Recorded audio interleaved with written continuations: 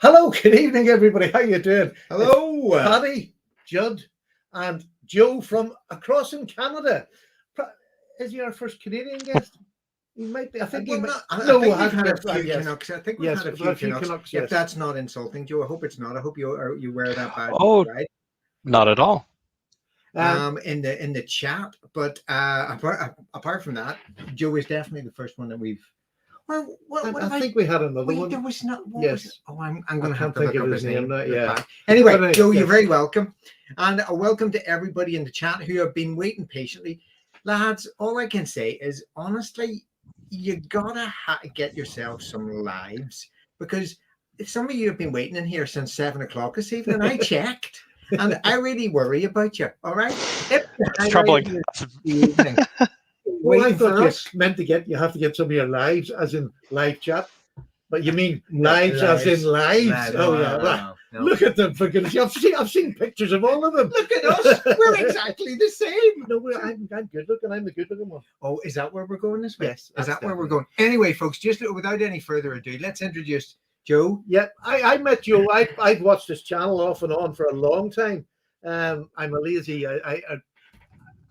I'm not a great, but I watch an awful lot. I've got so many channels, and I watch a bit of them, and then I go on to the next one, and I forget this. I don't write half the time. It's really bad because I expect everybody to do it in mine. You mean comment? Yeah, comment. Okay, so folks, I'm warning you ahead of time here. Okay, Stephen is having problems with his sentence formation. Okay, all right. It's not just his accent, and it's not just as usual. Can't remember which knife is which. It is. There's definitely he's got to warm up here, and we've got to get. Somebody was late again. Yeah, so, and I had to. I've done the one thing I've never done before on a computer. Right. So, Joe, how are you? Joe's a Canadian guy. He works in a knife shop. He also designs and makes his own knife, and he is specified. What have I done? Something specialized. Specialized, yes. That's the words. He is specialized in friction folders, which for me and those of us in the UK and anywhere around the world, friction folders, if you get one that's made well, they're an absolutely cracking knife. I mean, I've had a couple this year that I've showed, and I absolutely love them. Yeah. Because if they're well made, they're good knives. Now, Joe is going to be expecting some robust opinions here. You're not the only one having problems. So, because friction folders is one of those things that divide opinion a little bit, don't very much so. Because I know that I'm not the biggest fan of friction folders, even though I do like the two friction folders that you've got, and I'm dying to see Joe's knives, just simply in terms of the look of them and everything like that. You've got a hard sell ahead of you, Joe, in terms of the mechanism. But I think that's the struggle that you always find. You're always going to find with friction folders, because you've got people who love them and people who don't understand them, like me, and then people who just won't have them because they haven't got a locking mechanism. And they're the same kind of people who won't have a slip joint anyway. So be prepared. I'm sure loads of people in the chat who are going to have their own things to say. Exactly. Let us know in the chat what you think of friction folders, and are you willing to try something that I'm telling you is something you've not seen before in a friction folder. This is a posh friction folder to me. I just think it's classic. So we'll get a look at it. Joe, tell us a bit about you. How did you get into knives? How do you end up working in a knife shop? And how long you've been making knives? For sure. Oh, let's see. Well, starting at the beginning, I started working at the knife shop right before I began college at the Alberta College of Art and Design. Now it's called AU Arts. Initially, I went there for illustration, but I took a jewelry and metals elective as one of my last optional choices because I couldn't get into glass blowing. And as soon as I had my first class, it was a very, very sudden realization of, oh crap, this is what I'm doing for the next 4 years, and fell very hard into metalsmithing.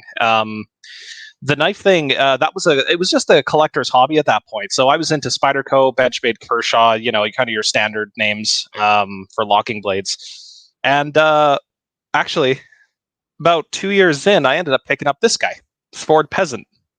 Yeah. And that was my very first friction folder. And this is actually the reason that I got into making friction folders.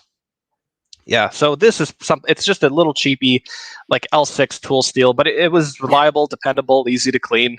But there were things I didn't like about it. So as I got into further and further in my studies, I realized, well, steel's not that different from silver and gold, is it? Like there's enough similarities. I could make things work. And it just kind of snowballed from there. Yeah. So that was, let's see, I graduated. Losing track of time here. A couple of years ago here, just prior to, I think it was 2018. I think it was 2018 that I graduated. Yeah, that makes sense. And since then, I've been refining my design, which is this guy. And I had a whole. I realize my lighting is not so great in here. I apologize about that. Look at that. But so I do everything on a milling machine. So it's all I program everything. I do all my own CAD and 3D modeling. Before I went to college for more traditional arts, I actually had a pretty heavy background with modding. So computer modding in specific. I was playing competitive shooters. I was building maps to play those shooters on. So there was a lot of background knowledge as far as like very entry level code development, that sort of thing. So it all meshed together really nicely. Yeah, so I guess that's the long and the short of it. Joe, could you show us the blade finish? Because this really makes it for me. So this is the CNC lining. Oh, it's just my lord, gorgeous. I didn't see that. I know. Who else does that on a friction folder? That is so gorgeous. So lining. And look at the jumping on that. I will say this one's actually a blade that's been trashed kind of hard. This is for my latest batch. You'll note on this particular one, there was a little itty bit of surface finish down here. I just couldn't iron out. I could explain that in a bit more detail later. But so this one, I've batoned with it and I've thrown it a little bit. And I've tried carving with it and all that. So I want, it's one of those things. I want to be the first person to abuse anything I'm selling. I want to see what happens. Good lad. Yeah, but yeah, I was going to say I personally really like a really clean blade design. So when it's open, there's nothing in the way of labeling, and on the inside, it's just got my initials there, JL, which is how I've been signing my jewelry for years, and it's how I've been signing my knives since I started making them. That's such a classic sign. That really is. But it's I mean, that's a piece of art. That is gorgeous, and yet it's such a simple knife. Yeah. It's very straightforward. Yeah, but the detailing on it is just stunning. It's just okay. You blew my head away already.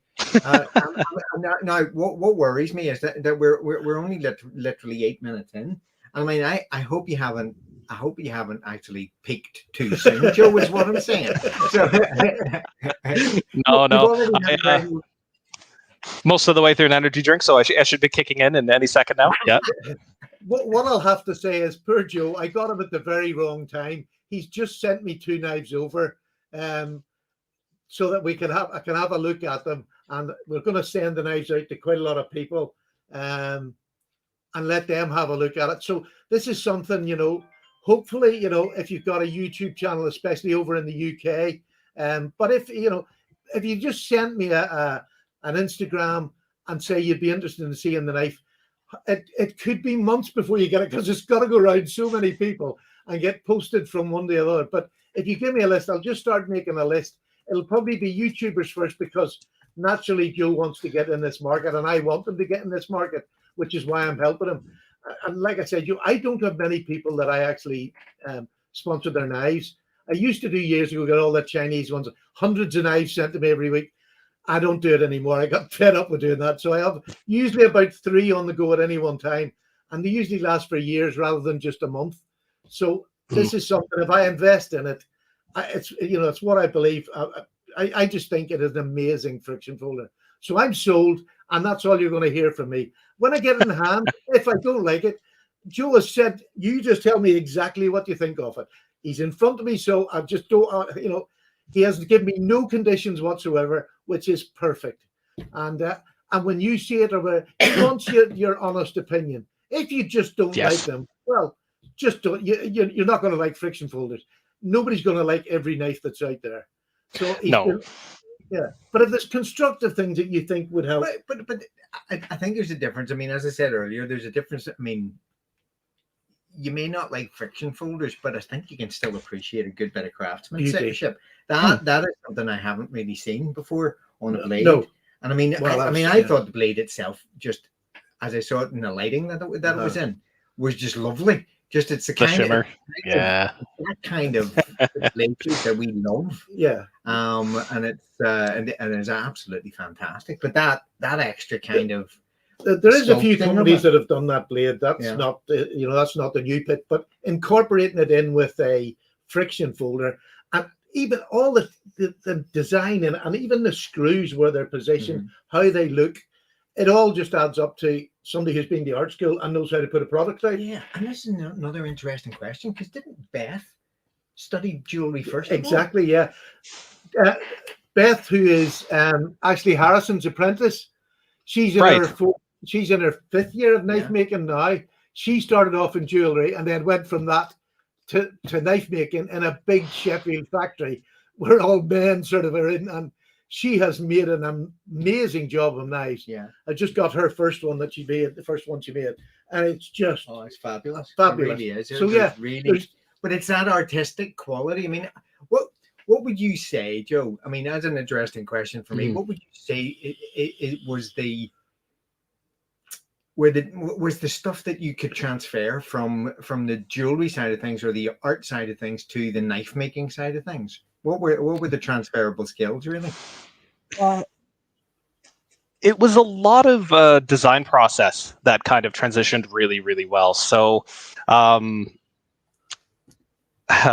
were a lot of techniques that were involved in jewelry making that were sort of new for the department, new for the school, that I got to play with. It's that school's fault that I got into 3D printing as well. So I use a 3D printing, a 3D printer to prototype blade shapes, handle shapes, just to see how they feel in hand, that kind of thing. So being able to go from drawing to physical object has never been quicker. But certain things like learning how to surface finish steel correctly, that was a big thing.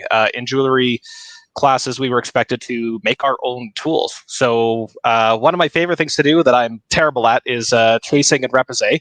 And effectively, it's using little punches to change the surface of sheet material into a stanza of some sort, like a little piece of almost like engraving, but more tactile than that.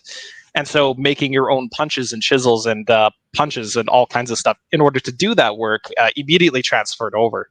Knowing how to heat treat steel, what to look for in more simple steels. But the design language was the big thing I learned over at ACAD was learn to be intentional. Learn to have a reason for the things you're doing. Don't just do it because you think, like, you could do things because you think they're cool, but it should be a little bit deeper than that. There should be reasoning behind the decisions you make, and you should be conscious about it. Especially with knives, I would imagine. Yes. Well, and that was kind of the big thing, is like when I was using the Sword, it was one of those things where for my size hands, and this is the Mini, to be fair, the blade is about the right size and shape for what I wanted. It just had a little bit too much belly, and the handle was a little too pinched when it was curved. Like it was good for some things, not good for others. So for my first, and the friction folder was actually one of the first knives. It was one of the first folders I designed. And you can see like there is some inspiration here, but there's certainly a bit of a departure as far as the actual profile is concerned. Yeah, there's a fair amount different. Big difference. Yeah. The other thing that didn't mention, Joe, is the steel that's on your knife. Yes, so that's 20 CV. It's kind of interesting. I originally started this whole project thinking I wanted to do it as affordably as possible. So that's actually part of the reason why it's a friction folder. For my first knife, I feel like, okay, I want a folding knife. I have the ability to be fairly precise because of my milling equipment. I can hand fit things as I'm learning as I'm going. Turns out I don't have to do that so much anymore. I'm thankful for the online instructional videos guys put up on YouTube. And that's the other thing too. I didn't go to school to be a machinist. I went there to be a jeweler. So I have a lot of hand skills and not a lot of machinist skill. So I'm building that as I go. So I'm a little, is recipient the right word? I'm not likely to put stuff out that I don't fully believe in. So the choice of going to 20 CV was honestly because to buy the raw stock for me for 20 CV is about the same cost as it was for S35. And that was the original steel I was going to go with. But it's more difficult to heat treat, supposedly. I haven't found that much of a difference in my experience. And carbide end mills chew through steel, so I mean, it's whether it's 20 CV or S35, it'll go through. Yeah. There's the other thing. Do you reckon you would ever get to the stage where you would, taking into consideration the jewelry side of it and that sort of design process, would you ever do a titanium and have a jeweled handle of something, something built into it? I've actually been trying to develop some inlaid versions of these handles. Obviously, that is going to increase the cost. The other thing too, it's not like a Chinese OEM, and nothing against Chinese OEM knives like Riyadh or Weave. They do great work, but you have to remember that they have much better sources as far as material supply goes. So there's a reason why D2 knives are as cheap as they are coming out of China. It's because they can manufacture high quality D2 right at home. Mm-hmm. The titanium, though, as far as I know, the US only has like one or two major mines. And everything else comes out of either Lithuania, Russia, China, and a few other places. Uzbekistan, I think. I'm probably mispronouncing that. But all that to say that sourcing things like titanium, it's much more expensive for me to get titanium than it is basically any other handle material. There are ways around that. There's ways to reduce costs, but titanium specifically might be a bit of a hard sell because right now I'm not asking what I feel is too unreasonable a price for these guys. No. It's about $290 Canadian ship to get to your door for one of these, which I think looking at I forget the American exchange rate right now, but 170, 180. Yeah, 180 pounds for you guys. So titanium is on the table. It's just that might be I do a very small run of like, I don't know, 6, maybe 7 at most at a time. See how they sell, and if guys want them, sure. But as far as a regular production, that may be a bit of a tough sell. Yeah, sorry, we were just checking the prices up there. So it's about 170 pounds in sterling and about 216, I think, in US dollars. But that's dependent, obviously, with it. These are rough prices. They can go up and down with, that's one of them things that. So that would be fascinating to see. What are the materials you're using on the handles at the minute? So we've talked about the blade steel, which is amazing, PCV. So what are you using for your handles? I'm focusing on making runs of bi-directional carbon fiber. So I don't actually have any on hand. Unfortunately, I've sold everything. So I didn't have any to show. All I have right now are these rich light scales. They're again, apologies for the really terrible lighting in here, but it's a very muted brown anyhow. But I've experimented with different micartas. This is some rather crazy scales I'm doing for a friend. I love that. These are. Yeah, it's orange and yellow and black, and they're just wild. I'm doing this for a buddy. I'll work with basically any kind of composite material that has a high enough rigidity. I've had a few requests for Ultim. I'm not sure how I feel about it, but we'll see. We've got some strong feelings about Ultim here. In some knives I don't mind it so much, but anyway, the burnt urine appearance aside. I'll do it if guys like it. I'm not going to tell you that it's the wrong decision. It's a strong enough material for handles, but man, oh man. And what about natural materials like wood or anything like that? So if it's a stabilized wood, or if it's something that is like desert ironwood, where it's stable enough on its own that it doesn't need to be stabilized, I'm all for it. But if you start getting into things like what's the Banksia pod, like the really fancy kind of crazy stuff you get, but you have to stabilize it. I don't have a good setup for that, and I don't know that I want to have a good setup for that. I had a buddy who was deep into stabilizing at that time, and it just seemed like such a pain. So if I can source some stabilized stuff, I'm more than happy to work with it. But it has to be rigid enough, because I've had some, I'll be honest, I've had some rather poor experiences. So the knives that I've sent over to you guys, one of them is a carbon fiber, the bidirectional. The other one's an OD green micarta, and it's not red micarta. Mine maroon in it. Oh yes, and yours is also the burlap. So I included the OD green as an extra set of scales, and then the burlap micarta is the one that I sent for you to play around with and see what you think. But The burlap is actually, I think, a little bit stiffer than the OD green scales. And I have had OD green micarta in the past that was even more flexible than the ones I sent you. So it's sometimes it's a bit of a crapshoot as far as the actual stability of the material. It's hey, if anybody out there knows a reliable source for for linen or canvas micarta that has the same brand of the same type in stock consistently, I'd love to hear about it.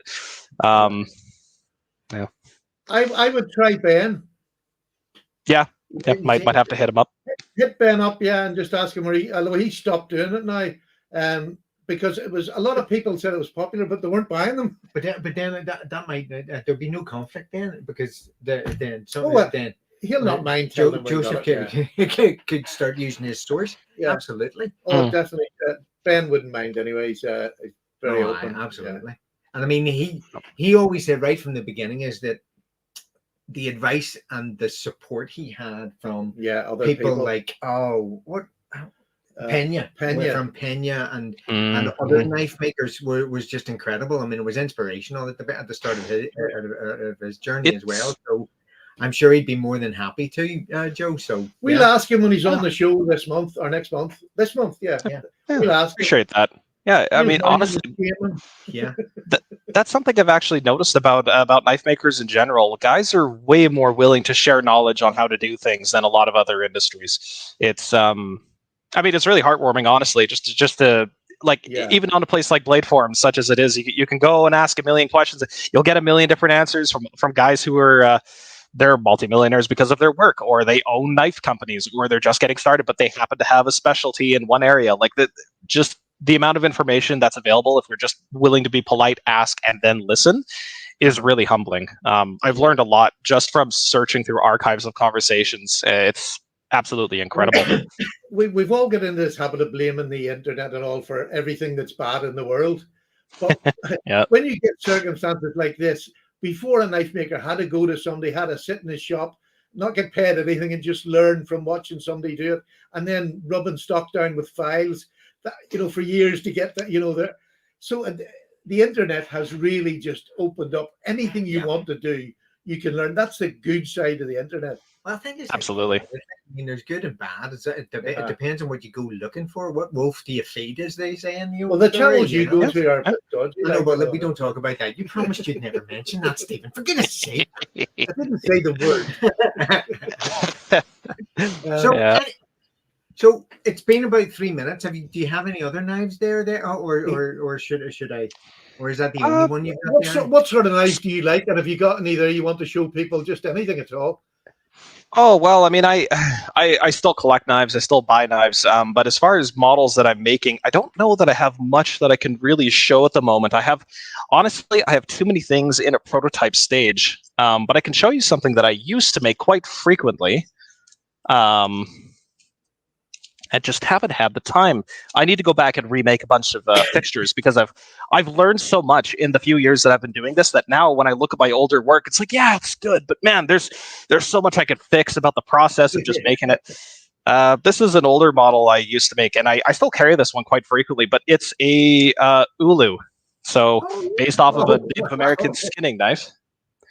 Yeah, so this was actually one of the first knives I made, where I was selling it kind of under my own name. It wasn't a custom design for someone else. It was just me doing my thing.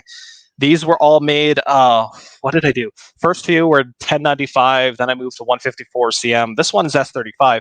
As you can see, there's some very rusty, beat-up Chicago screws. This is before I made the switch to Torx. This is before I knew about keying and... It looks like the punch knife from hell. It really does. I've had a few people comment that. Yeah, so the thing in Canada, we're not allowed punch daggers like a lot of places in the world. There is a noted exception for the Ulu knife. So the idea is, like, if you have an edge that's parallel with the direction of the handle, in this case, it's okay. And yes, you could punch with it, but I mean, it's not going to be that effective compared to even taking my friction folder and abusing it that way. But honestly, I've sold a large number of these to hunters, construction workers. I actually carried mine for years as just a beat it up utility knife. Really unusual shit. It looks. Yeah, I mean, I've seen them use the broader ones as herb choppers. Yeah, you know. So I have actually cooked meals with this. It's difficult in some ways, but very easy in others. You know, instead of feather sticking. Yeah, but even for your herbs and bushcrafting and chopping up your meat, rather than having a big ulu, you're going to have something that's very Just a manageable. little guy. Yeah. Oh, and it's a relatively small knife. Like I think it's what is that? It's not quite 2 inches this way, not quite that way. Yeah, like it's a pretty small little guy. But yeah, I'm just not the biggest fan of working with Kydex, so it works. It's okay, but yeah. Oh, I know what you mean. Kydex always sounds like a good idea, but in execution, it's always less than satisfactory, especially when you've got a bit of leather. Yeah, I don't mind Kydex as long as it's done properly. Yeah. When you get that positive click in and out, that audible sound makes you feel, and the no rattle. It has to have that, otherwise there's a guy on YouTube for anyone out there who's interested in working on their own Kydex setup. Aaron Go. He did make some very excellent fixed blade knives. I've always been interested in his work. I really should pick one up. But he's got a number of videos on his YouTube channel showing you how his process works for making Kydex sheaths. And there's a lot of 3D milling where he like gets all the holes perfect and it's a perfect fit every single time.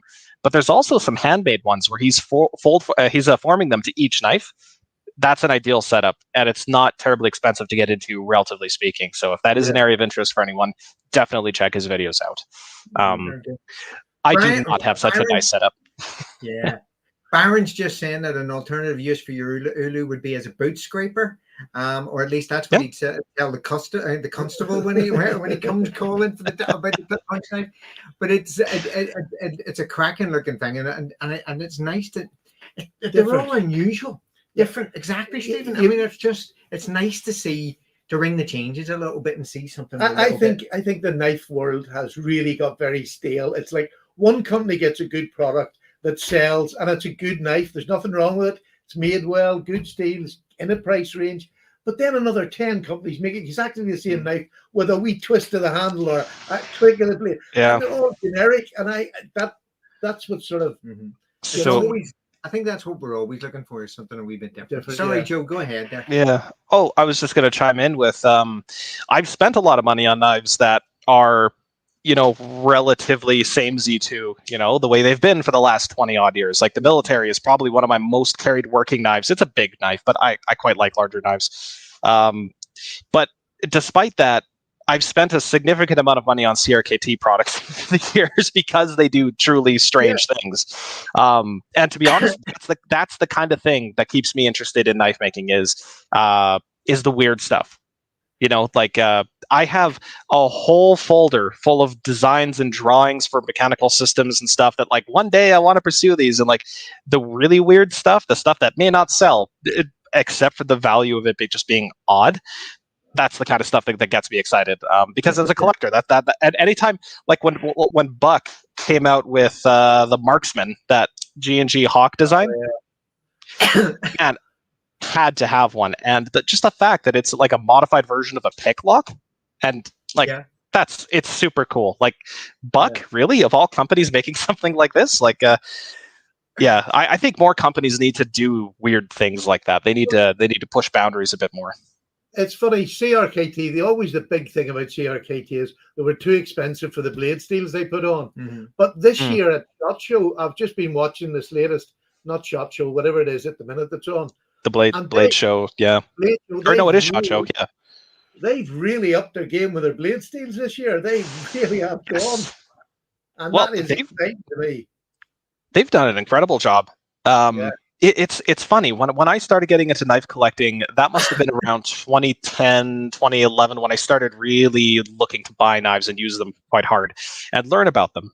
And it was around that time that CRKT started really focusing on 8CR being basically the best steel they had on offer for years. Yeah. And now they're using D2 regularly. They're collaborating with people like Line Steel to do like M390 in some of their folders. Like they're doing interesting stuff like that. So yeah, I'm super excited because what that company does is just incredible. I've seen MagnaCut as well on one of the things. They're making automatics with MagnaCut from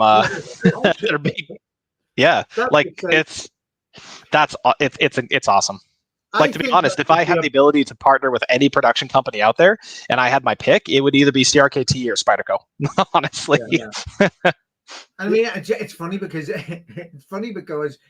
they're both opposite ends of the spectrum. Because Spyderco has sort of leveraged one look, one style, one thing, and got every kind of angle out of that limited design. And CRKT That's true. Do everything, you know. But historically, Spyderco's also done some pretty wild stuff. Yeah, they've done some pretty weird stuff, you know. They have indeed. Good grief! I'm absolutely with you. Oh yeah, love that thing. That's the Kiwi. Yeah, love that guy. You know, their stainless steel backlocks are just incredible. Man.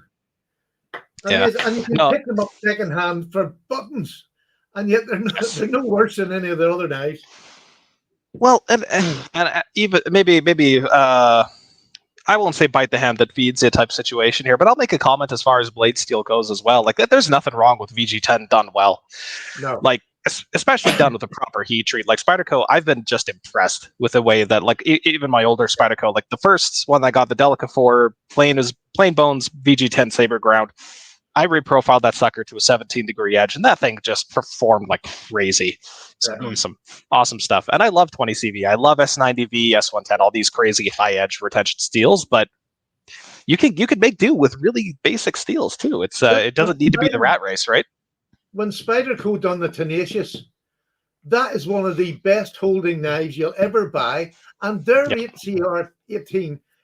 Never mind their high-end steels, they done a fantastic job doing it because it held an edge longer than any other HCR I've ever had. Yes, actually, and come to think of it, CRKT also does a pretty decent job, at least with the models that I have. I'll always caveat that. With the models I've had from CRKT and Spyderco, maybe a combination of their hollow grinds on their HCR, but they do such a good job. They do such a good job with their heat treats. And that's another thing that people they talk about blade steels, but the geometry makes such a huge difference. No matter what the blade steel, you can wreck it by putting a certain geometry on, and you can enhance it by putting a certain geometry. Yeah, because it's the geometry. I mean, everything that you read or listen to or whatever else, everybody says that you can have all the super steels that you want, and they'll be great, but if they don't have geometry, even a lesser blade steel can outperform them if they've got the right edge. Yes. And and I'll kind of use that to shamelessly self-plug again here. But as far as the design for the friction folder goes, there is a reason I decided to go with the blade stock I did. This is sold as 1/8 inch. It's precision ground from the manufacturer I buy, or from the retailer I buy it from.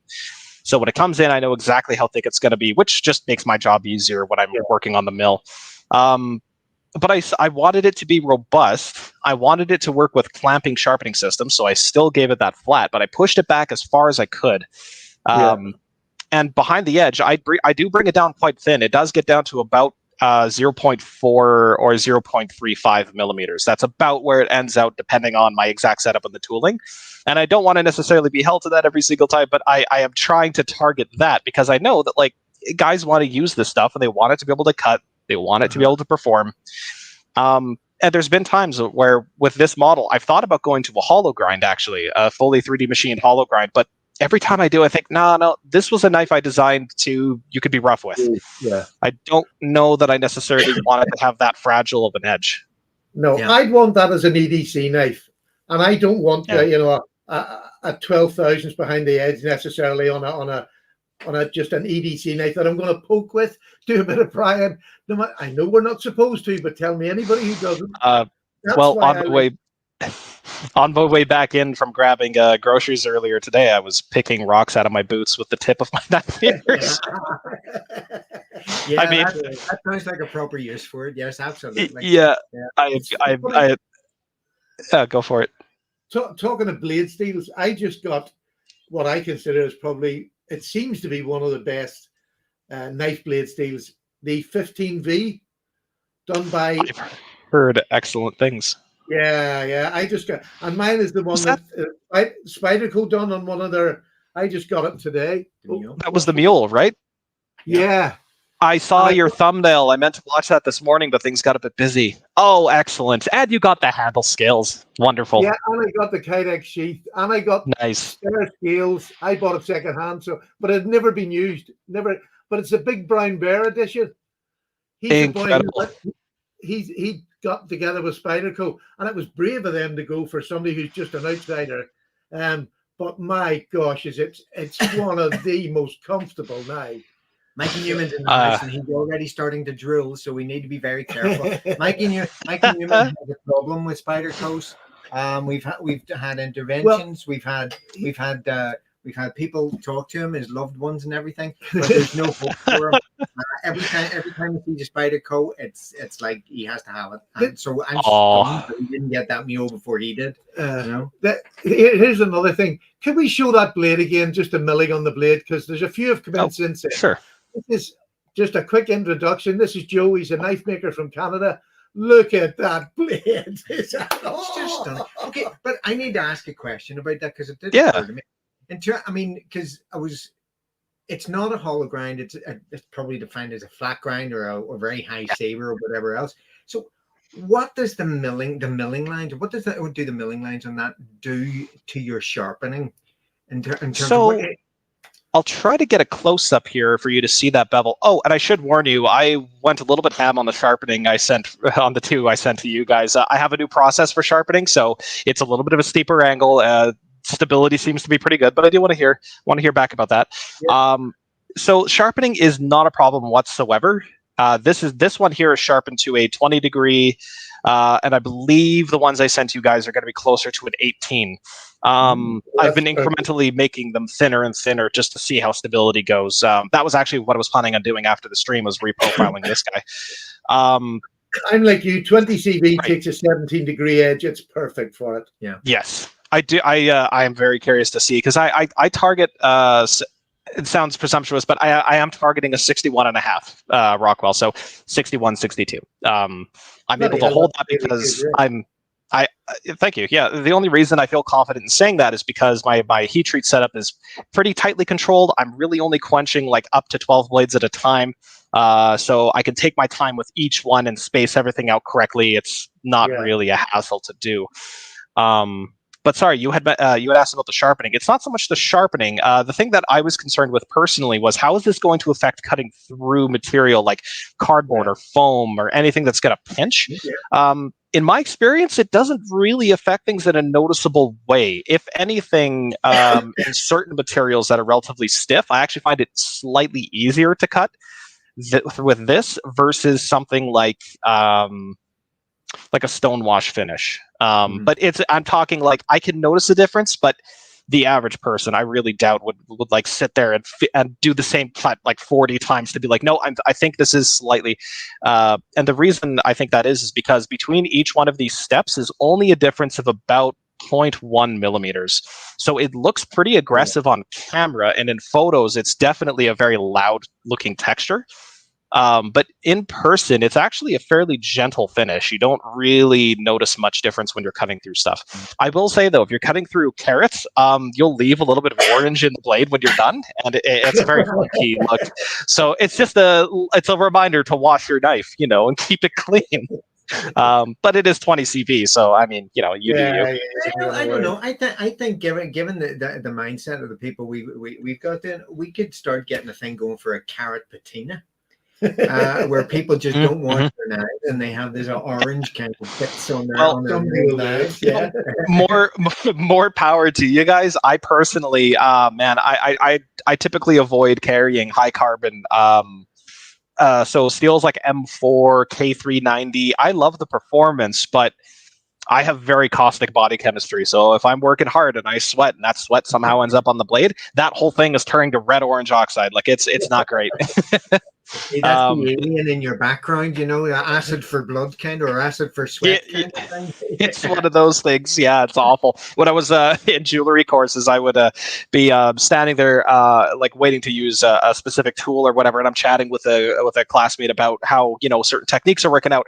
And I'll look down, I'm like, crap, I held my thumb on the same part of the copper so long, my thumbprint is now etched into what was once a polished piece of material. And Well, and one of my instructors was like, there's a Japanese ceramic artist who actually signs all their work with their thumbprints. You could do something similar. I'm like, yeah, I could, but I don't know. It's a little bit too personal. We joke about the hand of the artist in handmade objects, and it's like, that's a little too literal. I don't know. Yeah. Well, I don't know. I think there's something that could work on it, but it depends on how long you'd have to hold it there, Joe, just to get it. There's another thing. There's a lot of people like the black blades, and you do them in black blade, or does it not? Does it not transfer that the milling on the blade? Does it not transfer to black or? So it's 20 CV is not a very reactive steel to begin with. So in order for me to make it black, I'd either need to send it to someone who can do like a DLC coating or a Cerakote or something like that to change it. That's a quite expensive thing.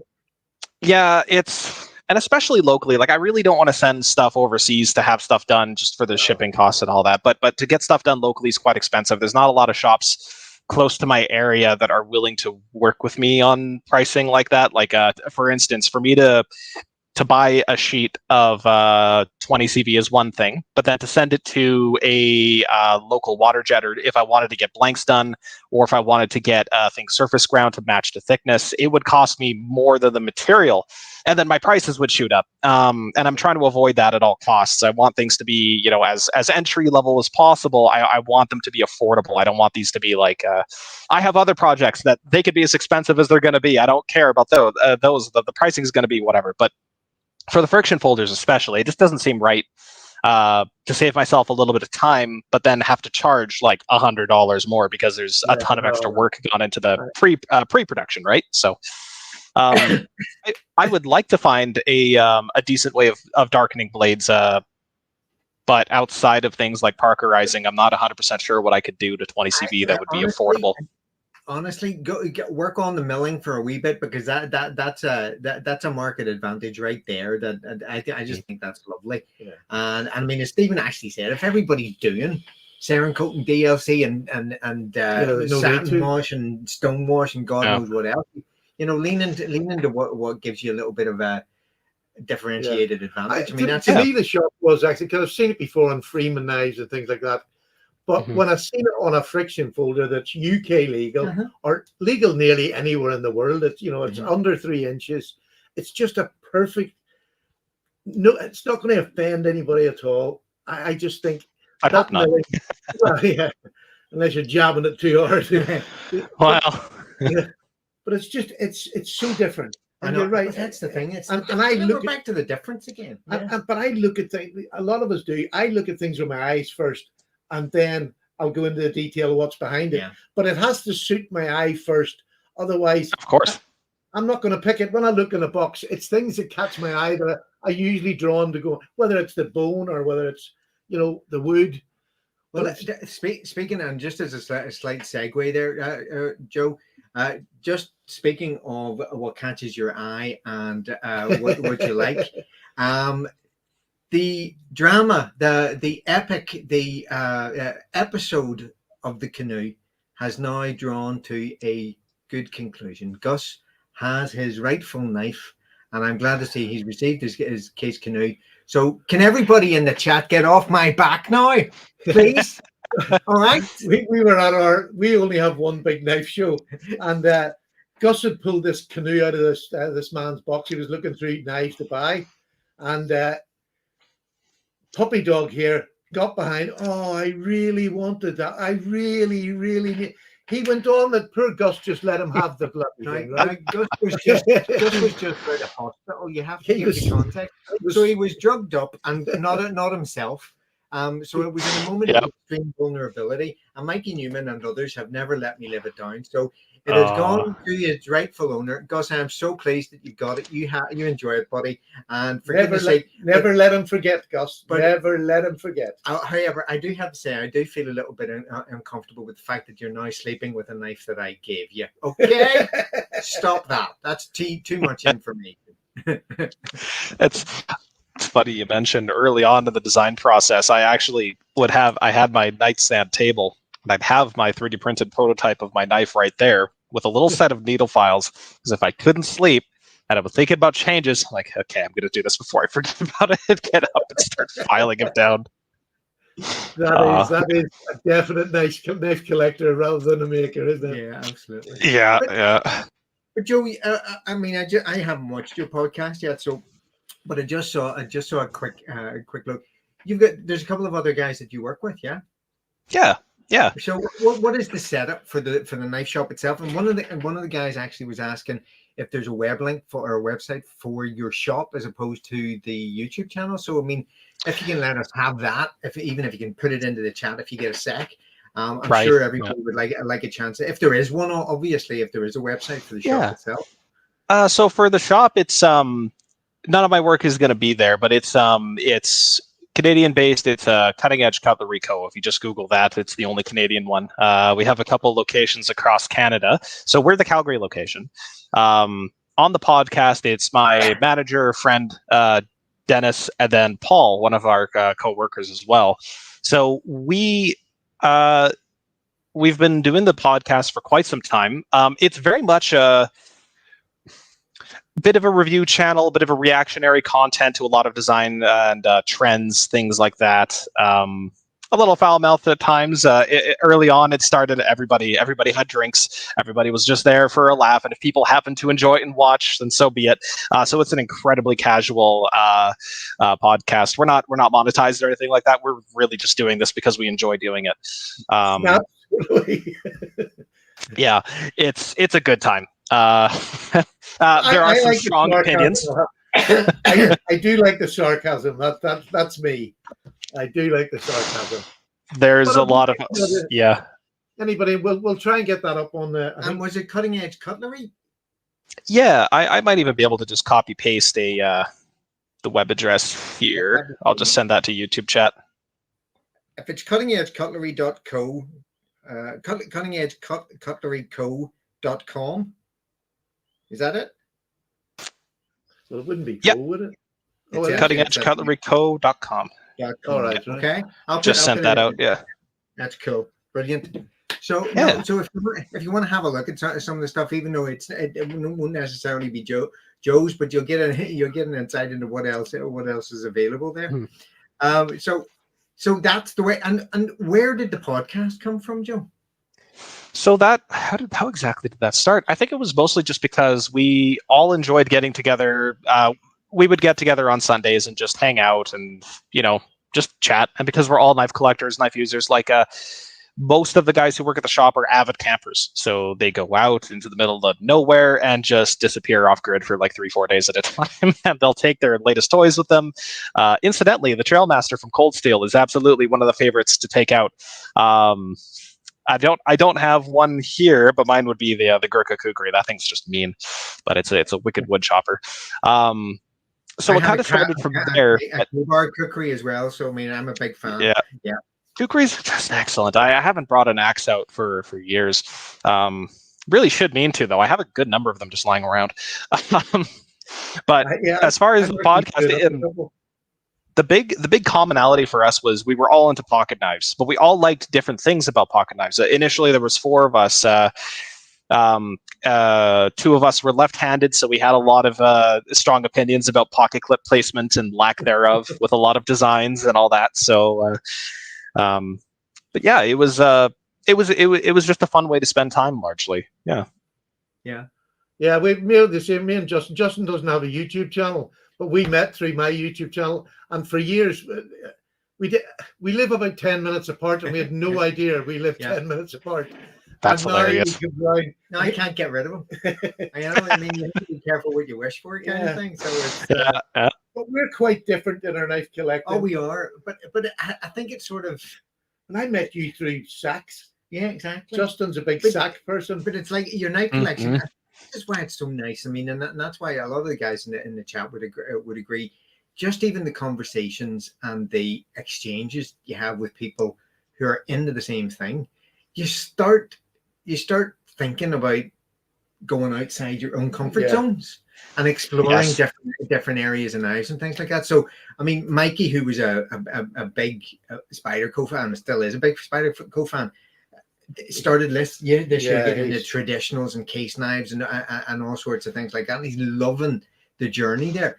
So I've got moved away from sacks and into all kinds of pocket knives that have just been. It's just been a fantastic journey for me as well. So it's just really exciting to just find new things every now and again. You know. So maybe friction Absolutely. could be my next one, Joe. Who knows? You know. It could be good. I will say that there's not a lot of friction folder makers in North America right now. Like I know there's a handful, and I follow them on Instagram. But as far as like locally available stuff, there's not a ton.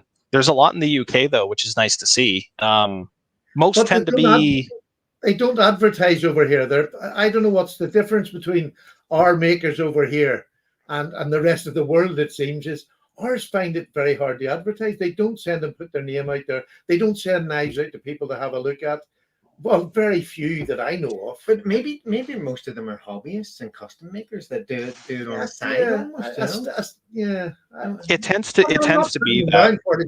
It's a different way of. It seems to be more leave it to word of mouth and that's it. But I don't know. I would love to see more of the UK ones putting it out there. Let us see what they've got. You know, because until you let people see exactly what you can do, yeah, absolutely. I mean, you know, it's very difficult to get anywhere. Even if you just want the praise for somebody liking your knife. Yeah, I kind of wish some of these guys would be louder because I've had the chance to see a few of their pieces in person, and it's like, well, this is better than a lot of the production stuff that I see commonly available. Like you probably should be pushing your stuff a little bit harder. Yeah. But some people don't like to put forward that kind of effort. Some people just don't like the attention. And there's a number of knife makers I know who like, I think Judd was just saying a second here, part-time.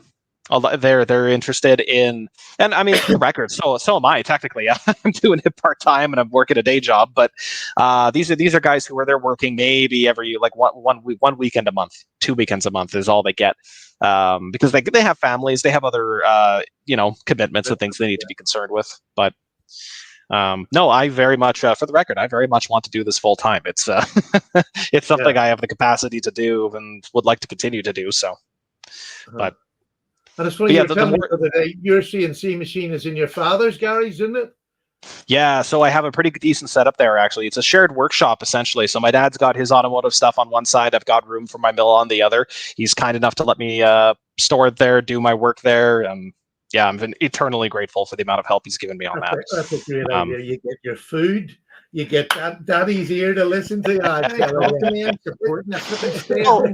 And it's so funny too. Well, yeah, because I mean, like it's a bit of a trek. Like I live about about a 20-minute drive away from my dad's place at this point. But it's nice too because when he's working there, he'll be working on something on like one of his motorbikes, and I'll be working on the mill, and he's working on repairs on something. I'm doing something else, and we'll come check out what each other is doing.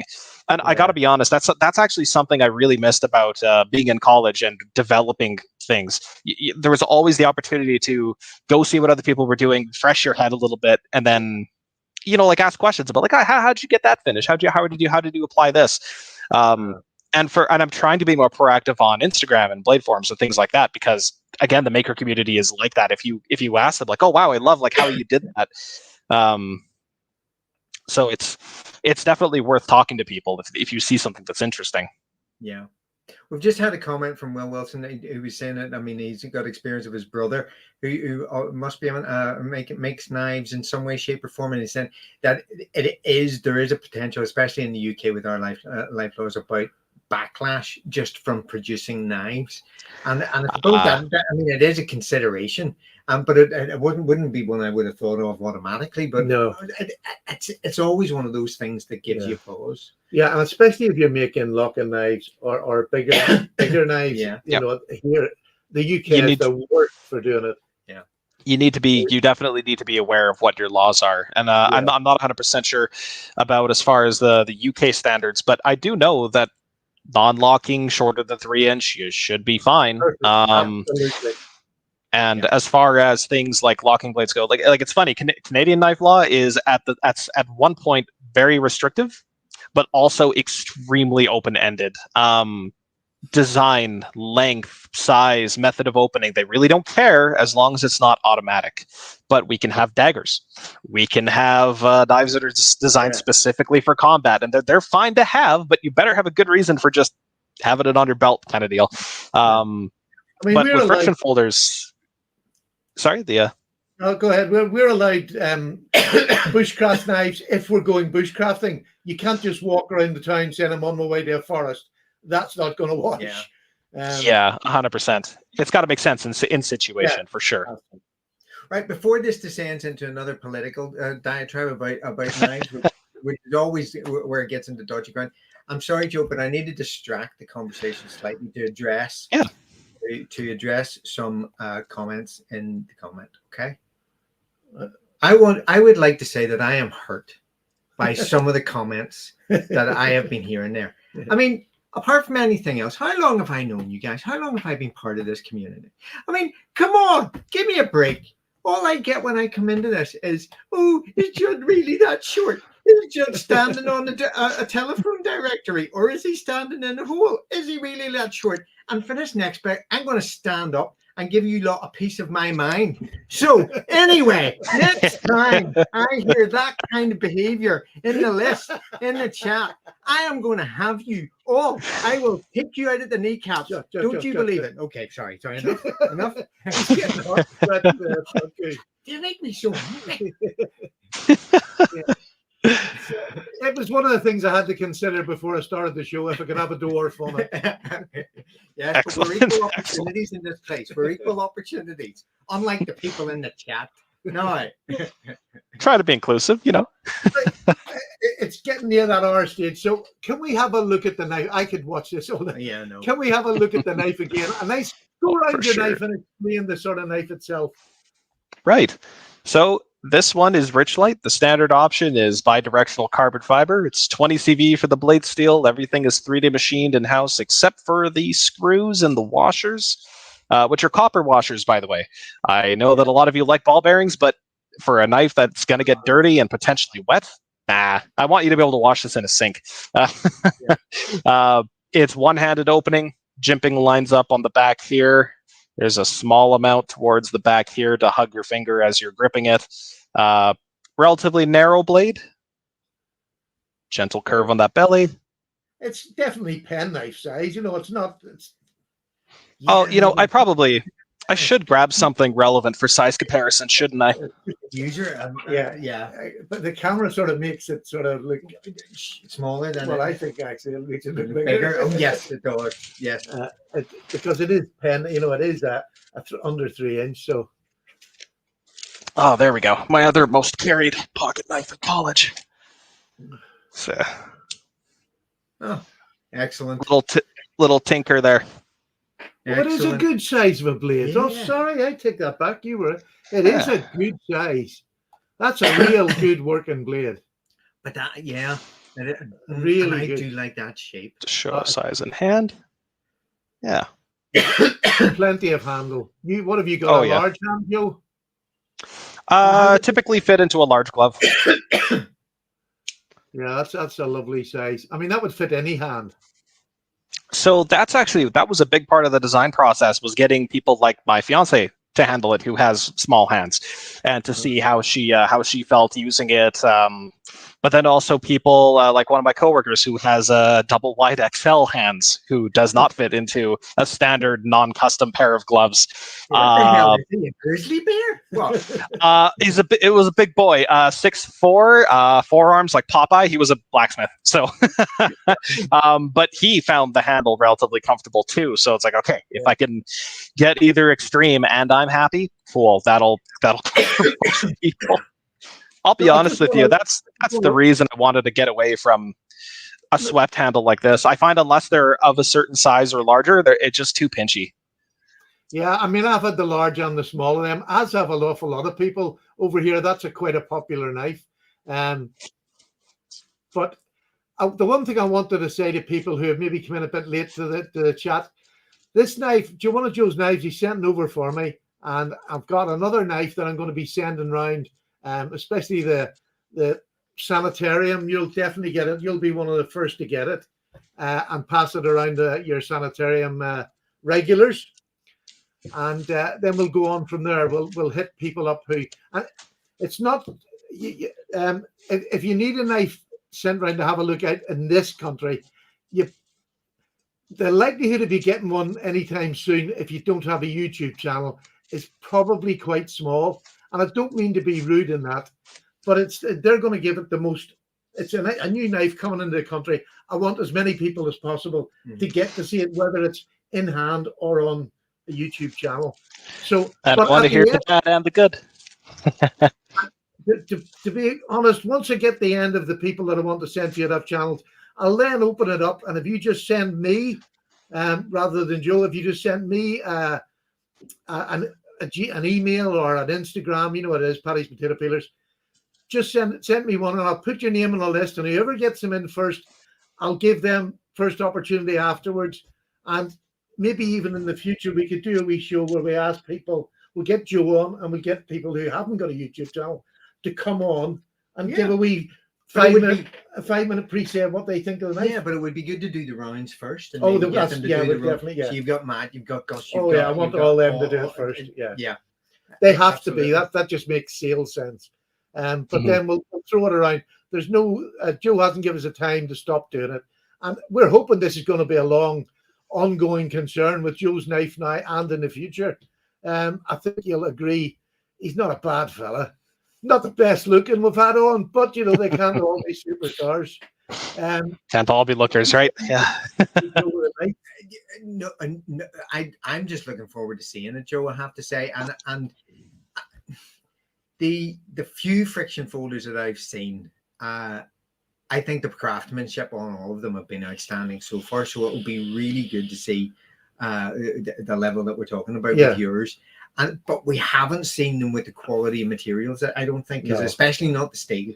The ones that we've seen have tended to be either tool steel or carbon steels or whatever else. So the design as well really stands out. Yeah, like, you look at the handle and you think I can use that. That's there's not even a problem.